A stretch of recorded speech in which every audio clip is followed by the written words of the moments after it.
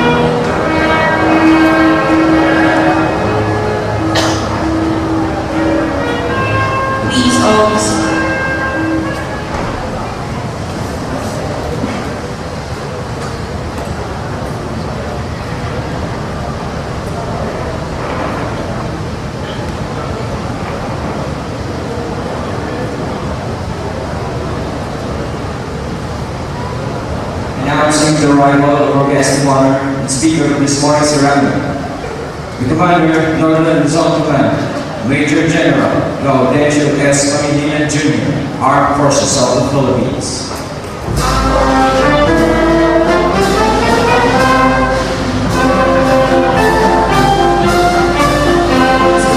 Of the Officer Candidate Course Masikad, Class 36-2010.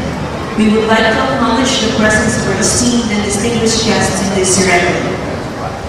Major General Gaudencio S. Pangilinan Jr., Armed Forces of the Philippines, Commander, Northern Luzon Command, Major General Irineo C. Espino, Armed Forces of the Philippines, Commander, 7th Infantry Division, Philippine Army. Major General Rinaldo D. Shalana, Armed Forces of the Philippines, Commander, Training and Doctrine Command, Philippine Army. Brigadier General Carlos E. Luces, Armed Forces of the Philippines, Commander, Light Armor Division, Philippine Army. Major Fernando G. Gaida, Chaplain Service, Philippine Army.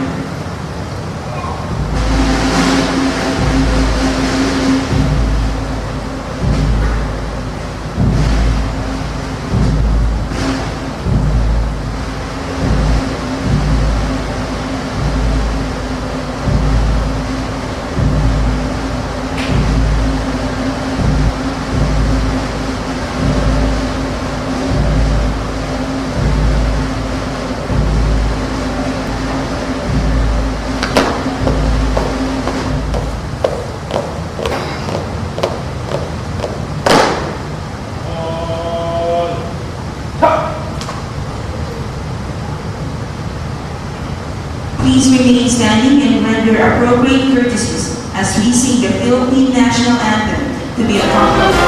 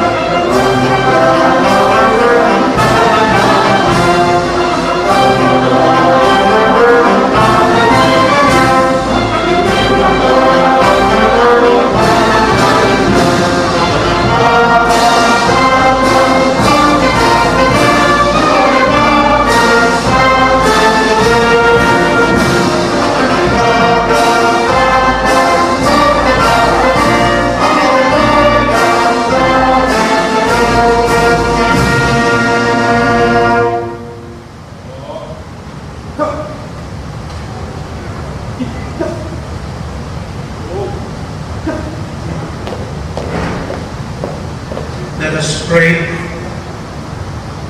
Almighty and eternal God, you are the source of all knowledge and truth.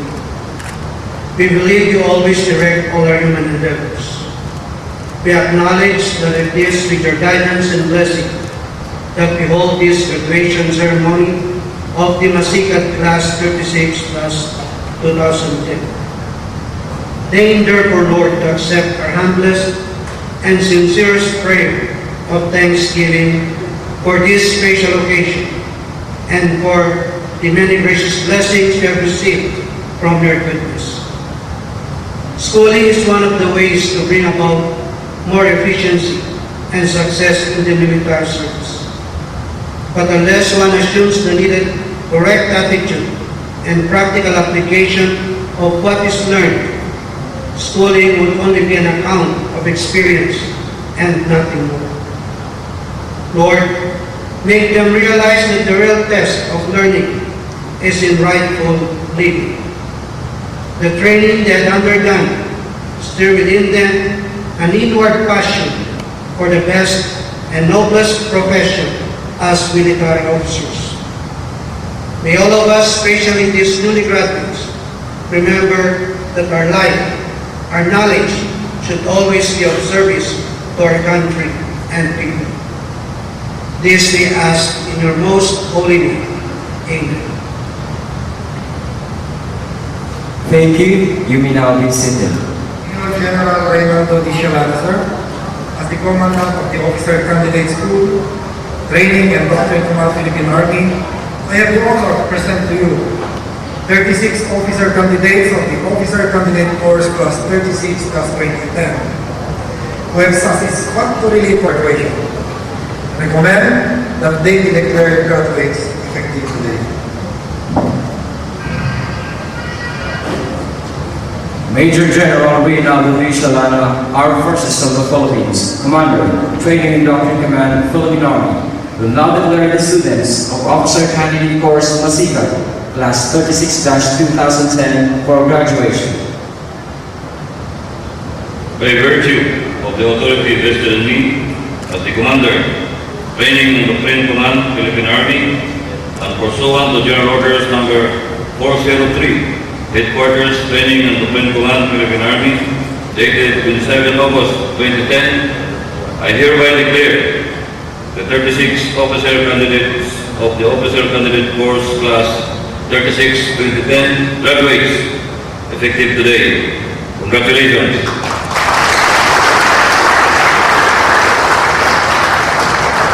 At this moment, we will be having the distribution of certificates and presentation of awards to deserving graduates. May we request the Commander, Northern Luzon Command, Major General Gaudencio S. Pangilinan Jr., Armed Forces of the Philippines, to distribute the awards and certificates to the new graduates, Training and Doctrine Command, Major General Reynaldo D. Shalana, Armed Forces of the Philippines, and the Commandant, Officer Candidate School, Colonel Abraham B. Bagasin, Infantry, General Staff Corps, Philippine Army. We will now call the graduates, starting with the top 10. Number 403, dated 27th August 2010.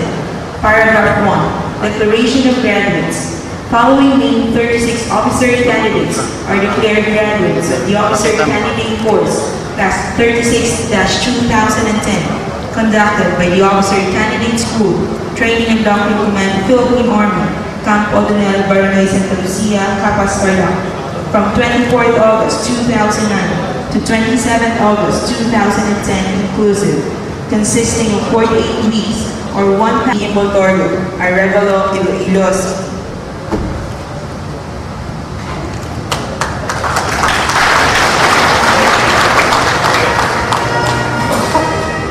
For graduating number 1, the Secretary of National Defense Saber is hereby presented to Probationary Second Lieutenant Glenn A. Imboltorio, Philippine Army.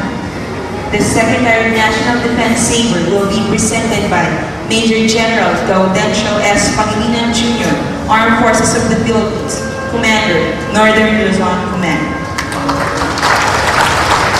For successfully instilling discipline and leading the officer candidates of the OCS in all its endeavors as the Battalion Commander of the Officer Candidate Battalion from 06 March 2010 to 27th August 2010. The Leadership Award is hereby awarded to Probationary Second Lieutenant Glenn A. Imboltorio, Philippine Army. The Commander, Training and Doctrine Command, Major General Rinaldo D. Shalana, Armed Forces of the Philippines, will present the award.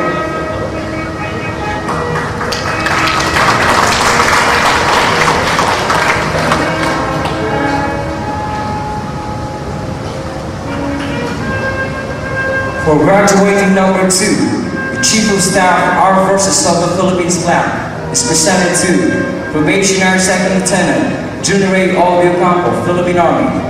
The Chief of Staff, Armed Forces of the Philippines flag will be presented by Major General Ireneo C. Espino, Armed Forces of the Philippines, Commander, 7th Infantry Division, Philippine Army.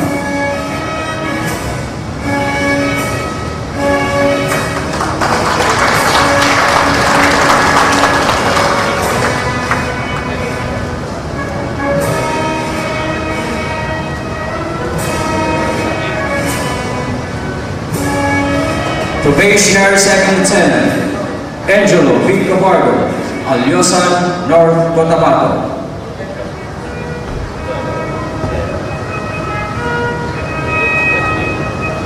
For graduating number 3, the Commanding General of Philippine Army flag is hereby awarded to Probationary Second Lieutenant Angelo V. Cabardo, Philippine Army.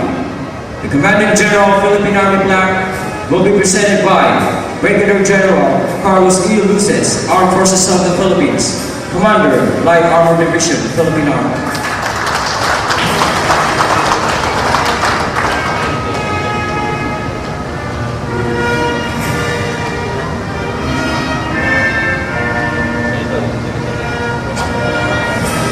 Probationary Second Lieutenant Romel M. Cristobal, Aroroy Masbate.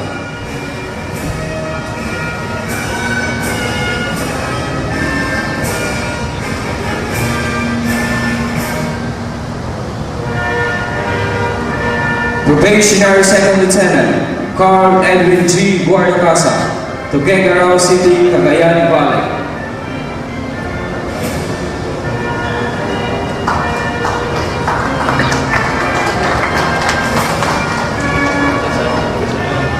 Probationary Second Lieutenant Jason S. Barbosa, Taguig City.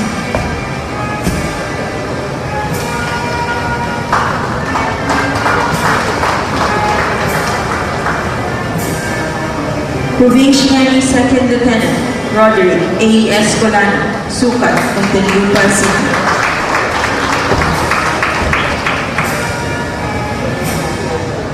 For obtaining the highest rating in physical fitness test with a general average of 96.51% in a class of 36 officer candidates of the Officer Candidate Course, Class 36-2010, conducted by the Officer Candidate School, Training and Doctrine Command, Philippine Army. The Mayor of Capa's Physical Proficiency Award is hereby awarded to Probationary Second Lieutenant Roderick A. Escolano, Philippine Army. May we request Mr. Cicero M. Villanueva, Administrator, Office of the Mayor, to present the award.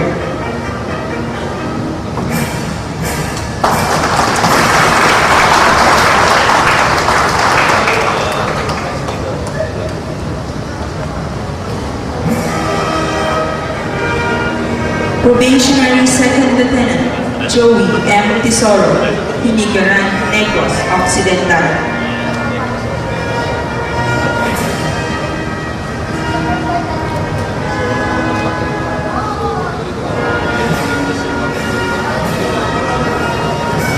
Probationary Second Lieutenant Arcel B. Gloriani, Magallanes, Cavite.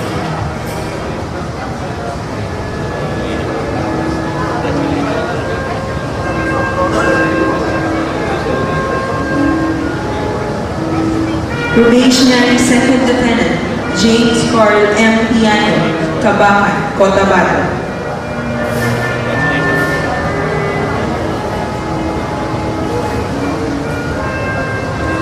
We will now call the other graduates in alphabetical order. Probationary Second Lieutenant Wilbur S. Barduado, Norala, South Cotabato.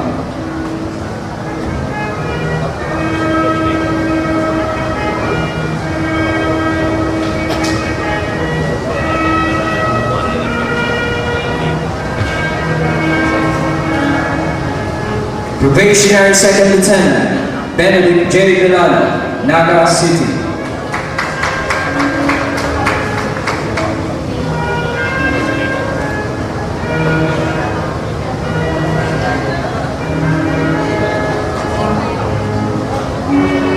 Probationary Second Lieutenant Mark Anthony C. Bernardino, North Bagabag, Nueva Vizcaya.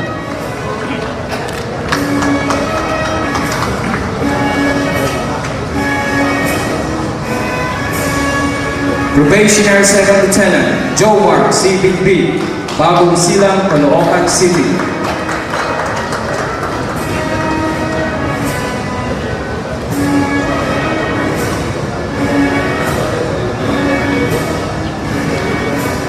Probationary Second Lieutenant Darren B. Cambe, Ugum, Pasig City.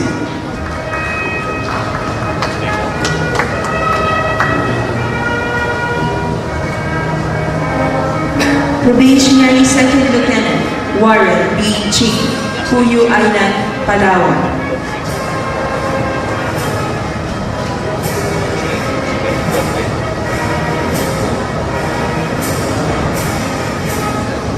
Probationary Second Lieutenant Michael D. Clemente, Southside, Makati City.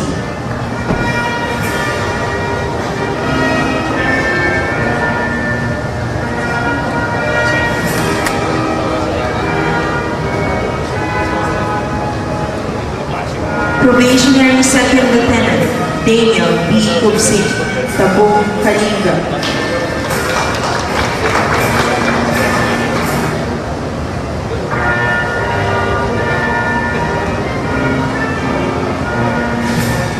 Probationary Second Lieutenant Alger C. Depositario, Anilaw, Iloilo.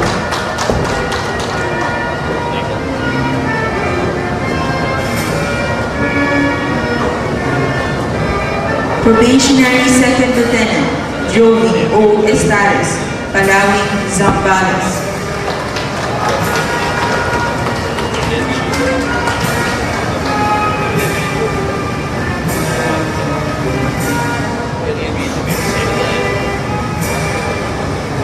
Probationary Second Lieutenant Darrell A. Revolino, Dipolog City, Zamboanga del Norte.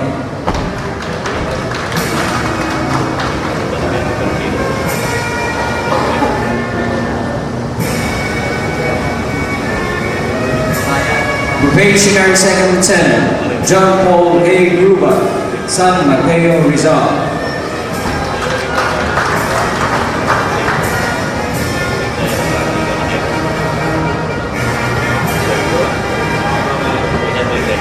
Probationary Second Lieutenant B.J. L. Guadilla, Peña Blanca, Cagayan Valley.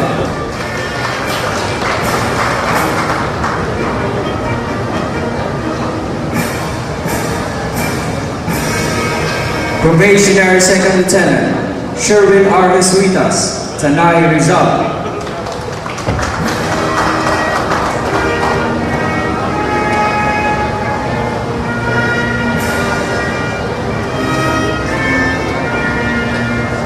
Probationary Second Lieutenant Gerson A. Horilla, Top Eastern Samar.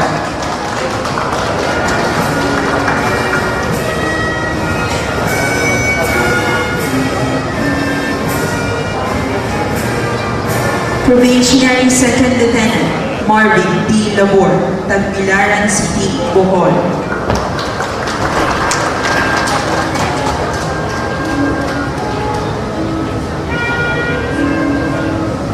Probationary Second Lieutenant Jacob D. Madarang, Tabong, Kalinga.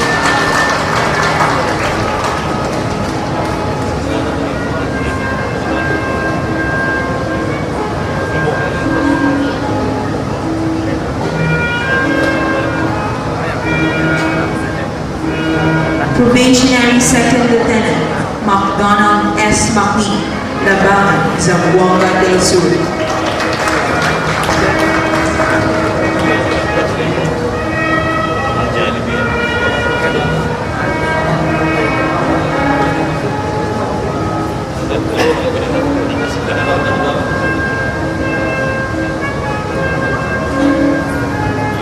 Probationary Second Lieutenant Harold E. Masa, San Miguel, Tarlac City.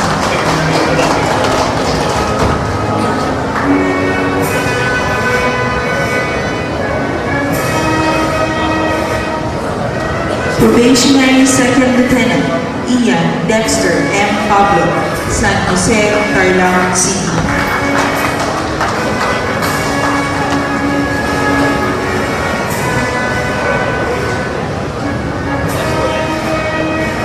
Probationary Second Lieutenant Lauro C. Paipa Jr., Lapu-Lapu City, Cebu.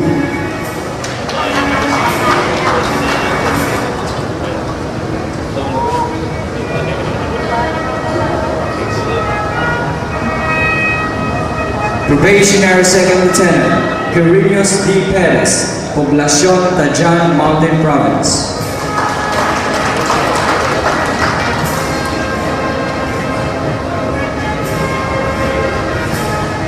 Probationary Second Lieutenant Erwin B. Simanca, Butuan City.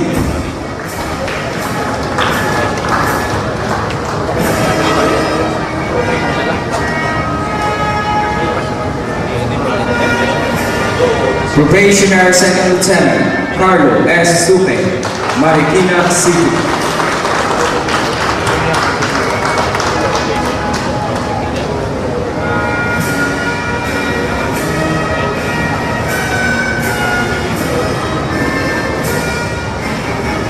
Probationary Second Lieutenant Von Brian M. Taylor, Tulunan, North Cotabato.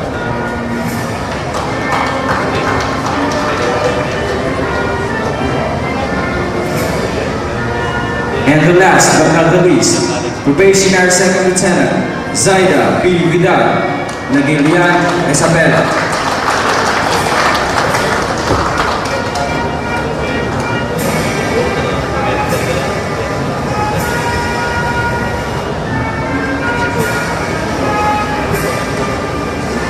Let us give a round of applause to the newly declared graduates and the awardees.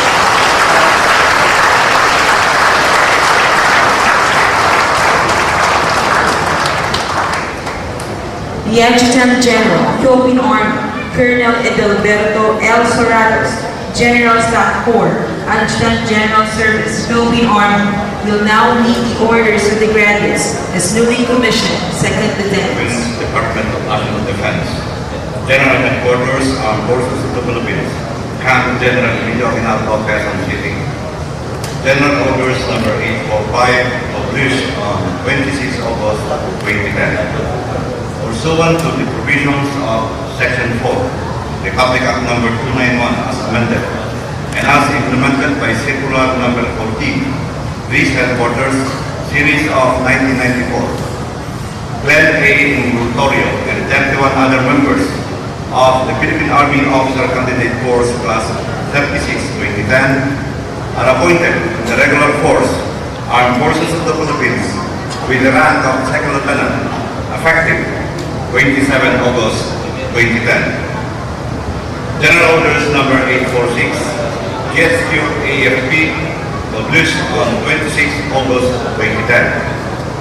Pursuant to the provisions of Section 39 of the National Defense Act as amended, and in conjunction with Executive Order number 79, series of 1986, Romel M. Cristobal and 3 other members of the Philippine Army Officer Candidate Force Class 36-2010 are appointed as reserve officers in the Philippine Army, Armed Forces of the Philippines, with the rank of Second Lieutenant, effective 27 August 2010.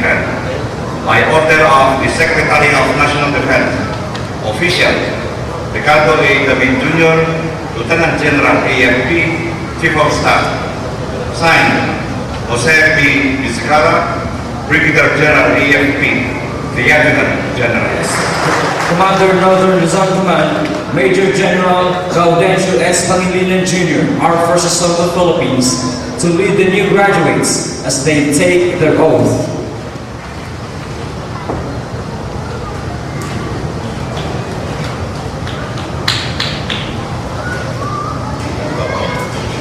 Maring taas ang kanang kamay at sumunod sa akin. Ako si nang sabihin niyong tirahan itiyalaga sa katungkulan ay taintin na nanumpa tutuparin ko ng buong husay at katapatan sa abot ng aking kakayahan ang mga tungkulin ng aming kasalukuyan katungkulan at iba pang pagkaraan nito ay gagampanan ko sa ilalim ng Republika ng Pilipinas na aking tataguyan ay pagtatanggol ang saligang batas ng Pilipinas na ako'y kunin naman nani at tatalima dito na susundin ko ang mga batas mga utos na ayon sa batas at mga direkto na pinahihirang na sadyang itinakda ng may kapangyarihan ng Republika ng Pilipinas at kusa akong babalikatin ang mga pananakutang ito na walang anumang pasubali o hangaring umiwas kasi yan nawa ako ng Diyos.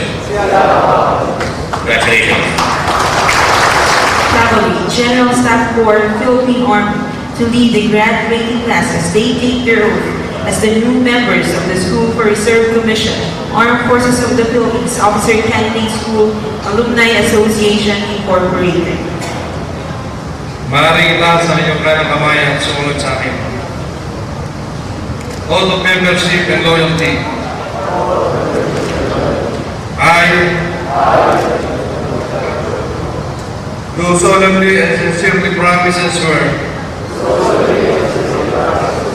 that I will be a true and loyal member of the School for Reserve Commission, Officer Candidate School Alumni Association Incorporated,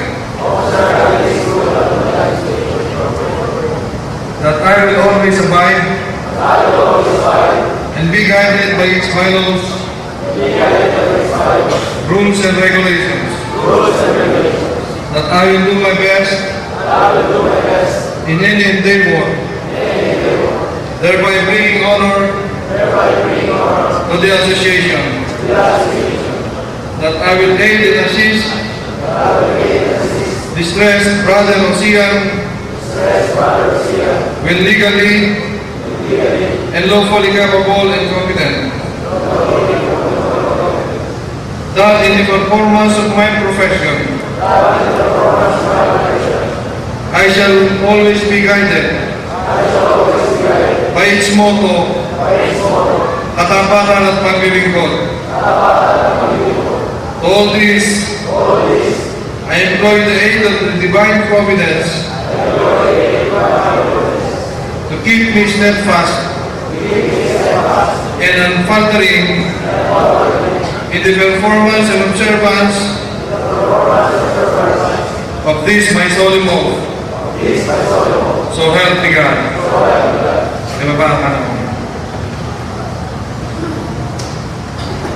At this juncture, we will call on Major General Gaudencio S. Pangilinan Jr., Armed Forces of the Philippines, Commander, Northern Luzon Command, for his message. Please take seats. Magandang tridok ng umaga sa inyo lahat. The Secretary of National Defense regretted that he could not come. They attempted to fly early this morning, but the chopper said to return to Manila because of bad weather. So he asked me to to represent him on this graduation. And before I do that, let me congratulate the graduates, the parents of course, and men and women of freedom for producing another batch of officers that will serve the Philippine Army. So without much ado, let me read the message of our Secretary of National Defense, Voltaire Guzmin, General Silana, General Espino, General Luces, the representative of the Mayor, men and women of the Training and Doctrine Command. I would like to thank General Silana for his kind invitation to this happy occasion and bear witness to the graduation of 36 strong, young, and healthy second lieutenants, composed of 2 ladies and 34 gentlemen who shall join the officer corps of our Philippine Army. Let me express, therefore, my warmest congratulations to all our graduates for this important personal and professional achievement that would mean a lot to each of them as they pursue a new career in our Army and Armed Forces. A while ago, we saw some of them receiving awards for their scholastic achievements, a testimony for the professionalism of this learning institution that encourages healthy education and competition among the students in their pursuit of academic excellence. I am glad to congratulate General Silana for providing outstanding leadership to this prime education institution of the Army. Let me also express my warmest felicitations to the parents and loved ones of our graduates. Palakpakan po natin sila. For all their sacrifices and perseverance for so long until this happy moment. This ceremony is indeed full of meaning for our graduates, for the Philippine Army, and our armed forces. Its relevance becomes apparent as we welcome the installation of our new national leader, President Noynoy Aquino, and his promise of meaningful reforms for the true restoration of righteous governance. He removes us from the shackles of decadence and leads us to tread the correct road to change. In particular, he wants our armed forces to be steadfast in their faithful obedience to the Constitution, to remain subordinate and respectful of our civilian authority, and to be properly trained and adequately equipped in order to effectively fight the threats to stability and development. Even as we pursue its modernization program, to lead by example and exemplify the lofty ethical standards required of ideal public servants and to assist him in the protection of human rights.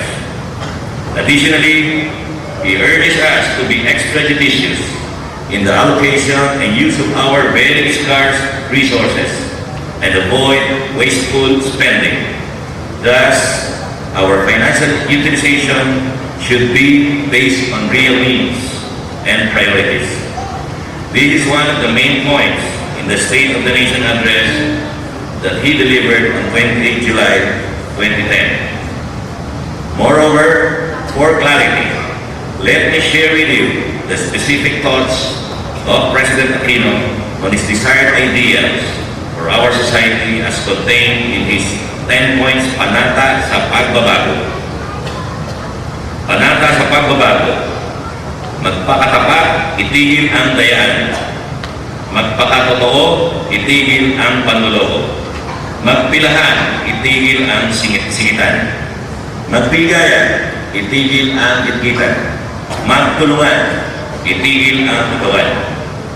Pag ako ay nagkamali, aaminin ko, itigil ang palusot. Pinaglilingkuran ako ng mga pulis, sundalo at bumbero, igagalang ko sila. Pagbubutihin ko ang pagtupad sa aking mga tungkulin. Aalagaan ko ang kalinisan ng aking puso, pag-iisip at kapaligiran. Magbibigay daan ako sa mga matatanda at may kapansanan. Aninindigan ko ang lahat ng ito dahil nais kong maging isang mabuting Pilipino. My fellow workers in government, these are the counsels of President Aquino to all of us, including our men and women in uniform. These are serious challenges from no less than the President of our Republic and Commander-in-Chief of our Armed Forces that all of us must confront today. But I am confident that we shall not fail, for indeed our defense and military establishment is an institution of law, abiding citizens, and continue to subscribe to and live by the truism that the rule of the law is the essence of democracy. As the prime learning institution of our Army, it becomes incumbent, therefore, for the Training and Doctrine Command to take the lead in the propagation of our President's desires and aspirations for our country and people.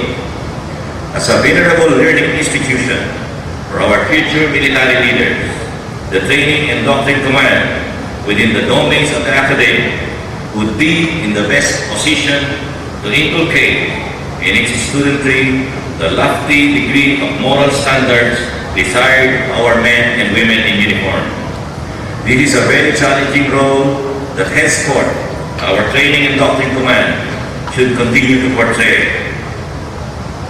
Our graduates are therefore fortunate to be among the first carriers and advocates of the important changes in our society that President Aquino eagerly desires to be fulfilled, that will restore our moral values and redeem our self-esteem as a nation of principles and upright citizenry.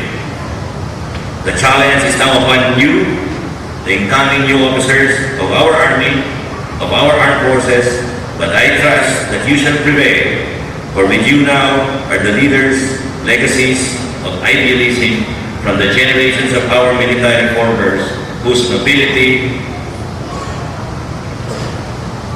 patriotism can only be measured by their undying love for our flag, country, and people.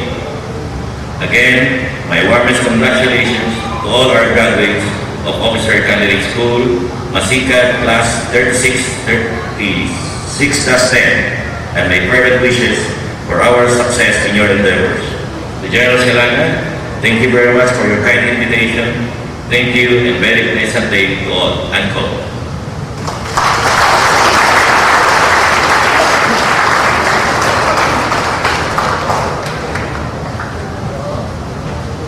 May we request everyone to rise for the mass singing of the OCS hymn to be accompanied by the train of band.